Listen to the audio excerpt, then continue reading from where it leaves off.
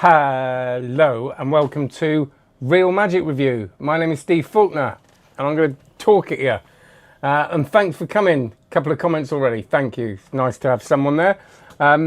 Before we do this, which is not a review, it's the comments on comments where I read comments and answer them and maybe go off on one little discussions and the like. But before I do that, can you please, after this, go and check out onlinemagic.co, onlinemagic.co. That's my online magic course, over 600 videos, 97 tonight it'll be, I think, live sessions. And last week we had Steve Reynolds. That was such a great session. Steve coaches me every couple of weeks because, as I've said before, I think if you are to coach people, you should be coached. And it's just so helpful. And his session was just great. It was just full of, there was loads of effects for, all levels, no knuckle busting stuff, and just really commercial good stuff. And that is uploaded on the course now. I'll read you a little review from Trustpilot from our latest. I haven't asked for permission, but actually I think you can share it anyway. But anyway, I'll just say first name Todd says, "This is so awesome. I'm overjoyed to have found Steve in his online class. What a wealth of information for what he charges is simply mind-boggling. I'm really excited and so happy I pulled the trigger on this thing." Yay, thanks. There you go. That's not from me, that's from somebody else. Magic Corner, how you doing? Ezekiel, how are you? Gary, nice to see you there. Manish, Terry. So I'm a bit throaty. My voice is going, I think, so I better be a bit careful not to do too long, because I tend to. If you've got any questions, do let me know. See how I've quietened my voice now and stopped shouting, because I've got to do a live session after this. Tonight, for the course, I'm teaching, Harapan's given me permission to teach a great effect off of optics, perspective. That's great. Optics is great, by the way. I'll do a full review soon, but I've decided to learn everything off it, which is a bit silly, because there's 26 things. But why have I done that? It's not like I'm busy or anything.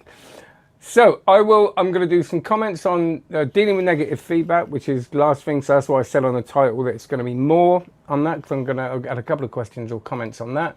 One-handed top palm, a couple of comments on that I'll answer, and unhanded by JP Valerino.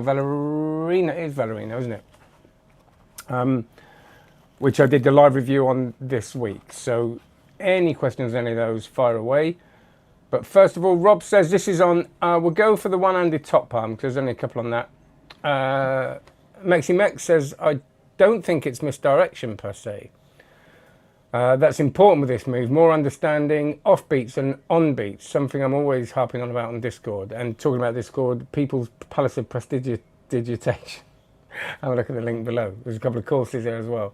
The spectator can have their attention right on the deck, but with good timing, the move will still go totally unnoticed. I totally agree, and I suppose when I talk about misdirection, I kind of incorporate that in my head anyway as well. So misdirection, as I say in my cups and balls routine, I'm not getting you to look away from the table, I'm getting you to think away from the table. And it's that thing they can be looking at it, but if everything's natural and there's nothing to see, I mean, it's just such a, is this set up?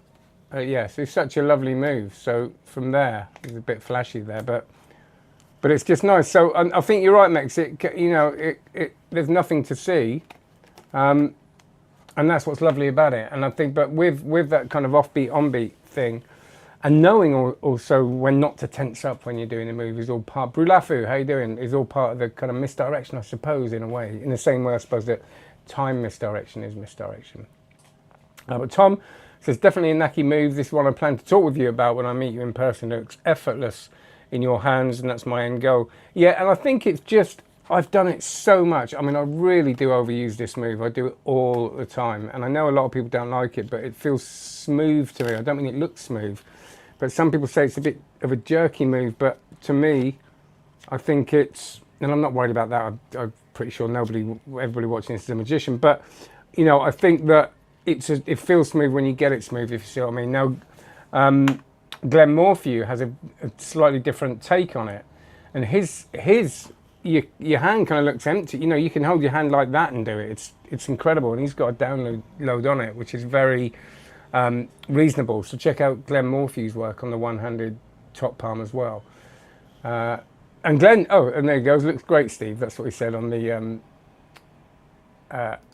on the comments there. So that's the one-handed top palm. The negative feedback, we had a couple on this. Talking about the criticism that I got, and I was using that as a reason to talk about receiving negative feedback. Martian Magician says this is very interesting and honest. Eckhart Tolle's work is worth reading or listening to, all about recognizing our true selves and not our egos. I really love Eckhart Tolle. I think it is Tolle, isn't it? Love The Power Now, love listening to him. I think he's a lovely individual as well, a lovely human being. And I think a lot of that has really helped me, that trying so hard to eradicate the ego in our work is very, very difficult. And I can tell this because, you know, in my show the other day when I got something wrong, which I am going to do a separate video on, but I want to get the footage to show you, I kind of messed up at the end of John Allen's The Pain Game, which I don't want to expose it, but I want to show you kind of what went wrong and take that apart a bit, because I did 2 routines that weren't great, which affected my ego a little bit, but I think the difference was that I kind of got over it pretty quickly. And, you know, compared to years ago when I would really struggle, you know, for days and days after getting something wrong. I think that's just that practice. And again, talking about receiving feedback is the same thing. Chris says, a relatively pleasantly delivered criticism. However, I'm concerned that someone who leads a life that 1 minute 45 is so important is putting time pressures on themselves that isn't too healthy. Living in the New Forest means I always make time to stop and take time to appreciate the world. I'm sure you wish all the criticism was so nicely delivered. Yeah, and I do, and like I said, criticism nicely delivered is fine. And I know what you mean. I do, and even me, I have to stop myself sometimes. I always think about Dennis Potter, the playwright, when he was dying of lung cancer, had an interview with Melvin Bragg broadcast on TV, and you can buy the book of it. I think I've talked about this before, maybe, but the book is called Seeing the Blossoms, and he talks about seeing the blossoms and knowing he's at the end of his life. You know, when he sees the blossoms, he really sees them. He's in the moment with them, seeing their beauty. And I think that is, you know, is kind of mindfulness in action, really. And I think that, yeah, when I always feel that I'm getting to a point of rushing, which I do a lot, you know, I look at the time, I'm sometimes obsessed with time, of not having enough of it. I talk about it all the time. I stop and go, you know, you're never going to feel like you have enough time to do all the things you want to do, so just accept it and be with it. And I think with practicing magic, that's really important as well, is not to you know, be reading a magic book and want to get to the end of it and get to the next book. And it's a really difficult thing for me to do because I get excited about the next. And yeah, I'm going off on one, of course, but that's all good. Mex, I posted a thing on the Discord just the other day about feedback. Basically, it boils down to when you get some, ask 2 questions about it. This forces you to actually think about it rather than brush it off or react emotionally. And it also changes things into a collaboration rather than attack and defense. It's a great idea, just to make yourself ask questions or get people to expand on it. Great video, even though you took too long to get to it without even mentioning the People's Palace to why can't I say it? I've been saying it for years. Prestidigitation. It's not prestidigitation. Oh my gosh. A little like the start of texting, genuine emotions can get muddled, so I always fall back on mums if you haven't got anything nice to say, etc. Tom Rolfe, excellent subject to discuss. Many relationship has been ruined by even giving feedback in a poor way or receiving it badly. I absolutely agree. Key points you raised, I strongly agree with, are asking someone if they'd like feedback, and if so, what specifically on before giving it. I think that's absolutely, Tom. I think to ask somebody, say, you know, what is it you want to work on? What do you want feedback on? And not just boulder in there, just presuming people want help. You know, because emotions are involved, and you say the wrong thing to the wrong person at the right time, it can have a profound effect on them. People have said things to me in the past that I took with me for years, and only later on I might see them and they go, no, I didn't mean that. And it's like, so yeah, someone like me, I'm very affected by what other people say. You need time to truly absorb the feedback. So listen, clarify and digest before taking action. Related to this, I've seen you receive and give feedback many times and you're excellent at both. That's lovely to hear. Thank you. Thanks for sharing your thoughts and being a great teacher. Thanks, Tom. Really fascinating stuff by Martin's Circus Skills Workshop. Again, if you're just joining us, this is about the receiving feedback. Quite a bit of what you're talking about, really taking and giving feedback, did remind me of a book by Carl Rogers called Active Listening. One of the key tenets of the book is the need of the listener to reflect back and paraphrase what is being conveyed by the talker, person giving the feedback. This helps to confirm understanding of what is being said by both parties. Really important.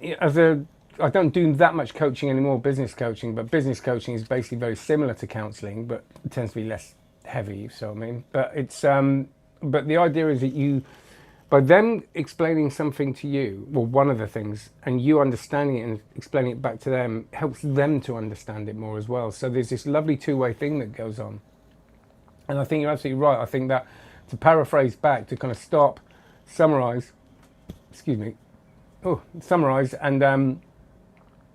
and clarify understanding is a really important thing, and it makes people feel listened to as well, and it's really powerful. If you really feel heard and really feel listened to, communication is so much stronger. Also, you talked about subjectivity and objectivity. It's weird that one can recognize a fabulous piece of music, magic, juggling, acting, without knowing really anything about the subject. Subjectively, one can recognize quality, but surely quality can be assessed in an objective way. So where does subjectivity meet objectivity?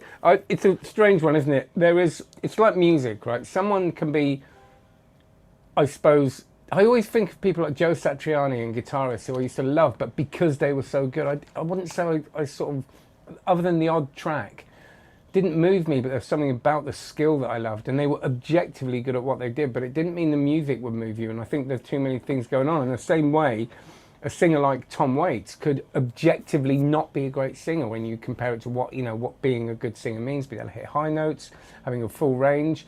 But there's something about his voice that moves me profoundly. So it's very difficult, isn't it? Of course, and with magic, it's, you could be skilled but not be good at performing, great at performing and not skilled. What does it mean? And I think what it means is, does it affect or move us in a way and make us want to watch and experience something, which again is so subjective. Randy, hi Steve, I'm currently restoring our cyclone, polishing parts of it at this moment. What a lovely, mindful thing to do. Perfect time for listening to you, so here I am. Quick thought on the comment about 1 minute amount of seconds. My opinion is, yes, it was done in a proper way, but in my opinion, I think the video is fine. And I just think the world is in too much of a hurry. I did read that comment when you did the big picture, and that was my thoughts then. Are you familiar with the saying, stop and smell the roses? Absolutely. I believe we miss a lot in life because we're all in such a hurry. There's my 2 cents. And I think you're right, Randy. And it's almost like, I think with all these things, personal development, mindfulness, it's almost can be like a cliche sometimes because we know the cliches so well, but do we actually do them? And that's stopping and choosing to be mindful, whether it's with our practice. And I think it's so useful with our practice to actually stop and kind of stop and sit there and just shuffle and kind of look at the flow of what we're doing and enjoy it. It causes us to enjoy it. And have you ever done that thing of walking down a road you've walked down so many times, but stopping and looking up and seeing the tops of the buildings and the bits that you never would have seen before? Again, it's talked about a lot. Mindfulness is always almost like a buzzword now. Well, it is, but what does it actually mean? And I think that the quality of life goes up if we just do stop and slow down. But that doesn't mean your quality of life will go if you slow down and listen to me more. I think for some people that that's not, whatever you do, that's not going to be good. So it's that understanding, isn't it, that you're not going to appeal to all the people all the time. And I forget that sometimes. I remember as a street performer in Covent Garden, you had to have a show that worked for everybody, at all different ages. And the older you get, the less important that becomes to me. I see people on YouTube getting so many more views, and I think, well, what could I do to get the views? But it's important that you don't lose that part of yourself, isn't it? And this isn't going to appeal to everyone. Unhanded by JP Valerino, some comments. Rob Jacks, a big guy. I talked about the guy, the response of the guy in the video, who's great, by the way. I think it's lovely. But in the trailer, the big guy's been in other demos as well. His reactions are so over the top that it makes you wonder. I love this review. Oh, thank you. Sometimes less is more when it comes to tutorials. Long videos, he just happens to love his own voice. So you're bang on when you say that tricks should be fun to do. If you're having fun, the spectator most likely will enjoy it too. Absolutely. I'm obsessed at the moment with tricks that as a spectator you'd enjoy but wouldn't completely floor you. Balls in the net. Seen Johnny Thompson do that, the egg bag, Lincoln rings. I just got my Pro-Light, that's what they're calling it, Lincoln rings. Just love it, and I'm sure that'll be, when I perform them, that'll be communicated too. Gary, hi Steve, just missed us going live, shame. Had this few weeks now and can appreciate its value, but not familiarise myself enough to feel completely comfortable. But as you say, there's nothing really difficult about it. Is this the sort of thing I want to use? It's the sort of thing I want to use. Yeah, and it is. It's fun. What I've noticed recently, because I'm not performing as much, is it's taken me a few more times than usual to get comfortable with a trick. So the trick I'm teaching in the live session tonight on the course is Harapan Ong's perspective from optics, like I said at the beginning. Now, it's not a difficult trick, but I had the handshakes the first few times I did it, and it's a weird thing. I'm not nervous. I don't know what it is, but I did it maybe for the 5th or 6th time today, and they were gone. I just kind of knew what I was doing, and it's a strange thing, isn't it? And I think that to feel completely comfortable with a trick, it just, even if it's an easy trick, it's just that repetition of knowing the beats, of knowing when you can relax, of knowing when you can sit back, of knowing when to focus, which I think takes me a good few times, a few more times than usual at the moment. Jackson's Magic, thanks for the review. I recently filmed Card to Box, which was, the Card to Box. So I spoke about the other routines that are on the download that I said I wasn't that keen on, and Jackson's Magic said he was. The Card to Box he really, really liked, and it is good. I love the card at any number without taking the cards out of the box. See, I looked at that and thought, no, but actually it could be the magician in me, because it's quite cool, isn't it? It's such a great gimmick. However, I feel for the price the card should have been included. Yeah, I know what you mean. I've got loads of cards on my shelf, but it didn't bother me that much. But I could imagine, yeah. Meximex, not even close to a brand new method, and this is what they said at the beginning: brand new method, which you've got to know your stuff to claim that, haven't you? But for me, it was. But I think anybody playing about with making gaffs and gimmicks, which I haven't, will think of doing it. I know I did many years ago. I showed the one I made to Roy Walton, and he said he'd seen the same thing several times before. This is the problem with hype marketing. They make all these false claims in the hope nobody can remember the last time the exact same thing did the rounds before. Don't get me wrong, it's a fun method and will get great reactions. It's just not new.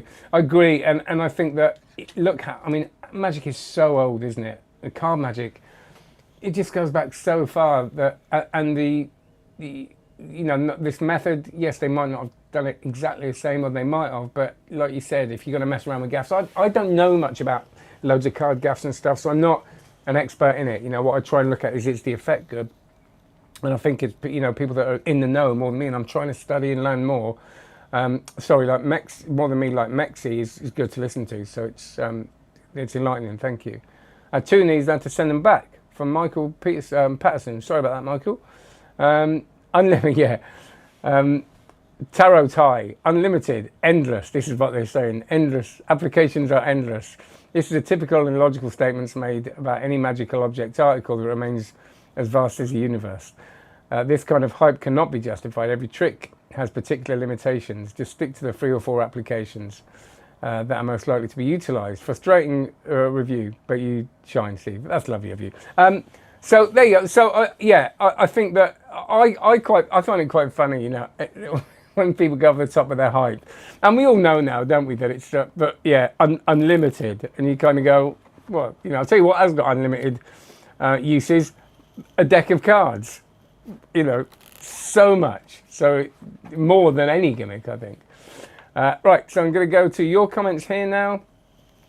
Oh, by the way, I'm going to interview Joshua J tomorrow. Not live, so if you've got any questions, don't put them on here because this will disappear afterwards. But I'm not saying I can get to them, I've not got that long with him, but if you've got anything you want me to ask him, put it in the comments after this, below this video. So I was up in the loft today digging through some old magic stuff for my dad. Oh, lovely. Found a nice cup and ball set in the bag, so I'm going to give it a go. It's a wonderful routine. Magic Man Pete, I've learned the one-handed top palm through Steve's online magic course. I haven't pre-read this, by the way. I love the move and the natural motion of handing the deck, you palm the card. Absolutely. Giving criticism nice and appreciated. Being a-hole not good or valuable. Absolutely, Ezekiel. And it's all about how we say things, isn't it? Wouldn't mind talking about an effect on practicing using the one-handed top palm during the live. Absolutely. Go for it. We'll talk about that. It's a great book. I've only learnt of it as I had to interpret it for counselling course. Learnt a lot from it. Was I talking about the Power Now? Or was that a different one? Or was that the one I mentioned, the active listening one? My magic is equivalent of Tom Waits' voice, but not as polished. From Gary. That's great. Oh, nearly banned you by accident. Then the ban button's right next to the thing. Hey Steve, thanks for the help on the Omega account the other day. I'm gonna make a live one day. Yeah, no worries. Michael sent me, he was reading about the Omega account and I sent him a little video. Active Listening, yeah, it's a good book. I haven't read it, I've heard a lot about it though. Right, about half an hour and then my live session. So, a couple of things to say. Joshua J questions put below this afterwards, not on this bit, not on, there'll be, and if there's any, like I said, I haven't got loads of time with him, but I'm really, really looking forward to it. There are a couple of courses under this, a free introduction to card magic course, not just for complete beginners, there's 3 decent tricks on there.